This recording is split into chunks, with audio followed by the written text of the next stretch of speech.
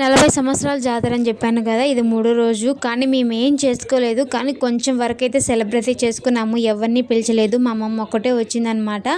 ఇంకా మార్నింగ్ అంతా కొంచెం వరకు పిండి వంటలు చేసుకొని ఇంకా ఈవినింగ్ గోరింటాకు అయితే పెట్టుకున్నాము. సిటీలో ఉన్నప్పుడు చూద్దామన్నా గోరింటాకు దొరకదు, నిజమే కదా.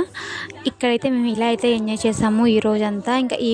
ఇంకా సాయంత్రం అయితే ముగ్గులై పెట్టుకొని పాపకు గోరింటాకు పెట్టేసి మేము పెట్టుకొని ఇంకా అయితే వెళ్ళిపోయామన్నమాట జాతర దగ్గరికి. ఈరోజు రాత్రికి అయితే అందరూ వేసాలు వేసుకునేస్తారు. కాంతార వచ్చిందండి. కాంతార నీళ్ళు